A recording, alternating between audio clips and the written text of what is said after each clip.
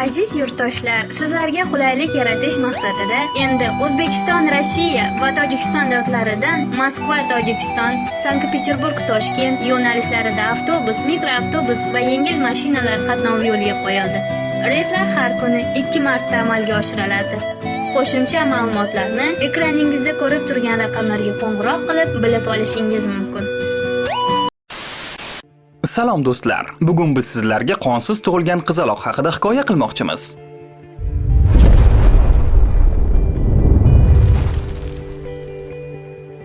Maisie Vince'ning dunyoga kelishi haqiqiy shov-shuvga aylandi. Vrachlar ilk bor bunday hodisaga duch kelgandilar va qizaloqning yashab qolish imkoniyati juda kam edi. Hozir bu qizaloq maktabga boradi va hayotdan zavq olib yashamoqda.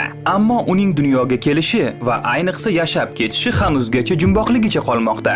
Maisie Vince, qonsiz tug'ilgan qizaloq, tug'uruq jarayonida barcha vrachlarni karaxt ahvolga tushirdi. Maisie'ning qonini uning onasi 31 yoshli Emma Vince'ning organizmi homiladorlik davrida so'rib olgandi.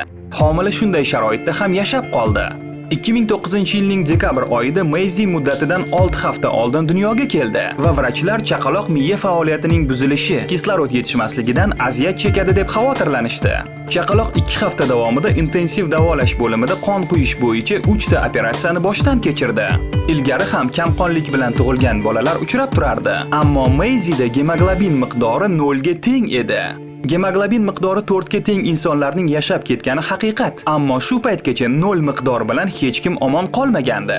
Qizning onasi homilasi 34 haftalik bo'lguncha o'zini yaxshi his qilgandi, ammo bu muddatga kelib u to'satdan tanasidagi o'zgarishlarni sezib qoldi.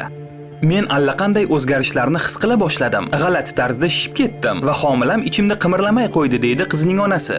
Ertasiga u tug'uruqxonaga keldi va unga zudlik bilan Kesarevo usulida tug'ishi lozimligini aytishdi. Tug'uruq jarayonidan so'ng badanida qon alomatlari sezilmayotgan chaqaloqni intensiv davolash bo'limiga yotqizishdi. Vrachlar qizning organizmida umuman qon yo'qligini, faqat suyuq plazma borligini aniqlashdi. Ular qon olish uchun chaqaloqning tomirini izlashdi, ammo qon olishning iloji bo'lmadi. Birinchi marta qon quyish qizchaning kindigi orqali amalga oshirildi. Bundan keyin yana 2 marta qon quyishdi. Hech kim nima sababdan qizcha qonsiz tug'ilganining tagiga yeta olmadi. Qizning onasi tekshiruvdan o'tganda uning organizmi Maisie'ning qonini so'rib olgani ma'lum bo'ldi. Odatda bunday holat homiladorlik davrida olingan jarohat sabab yuz berishi mumkin, ammo onada bunday holat bo'lmagan. Vrachlarning taxminicha bachadon sirtida yorilish yuzaga kelgan bo'lib, homila tanasidagi qon ona organizmiga so'rilib ketgan. Maisie normal holatda o'sishda davom etdi va 15 oyligida gapirishni boshladi. Yaqinda bu oilada o'g'il farzand Alice dunyoga keldi va u mutlaqo sog'lomdir. Agar sizga ushbu video ma'qul kelgan bo'lsa, unga like bosing va do'stlaringizga ulashing.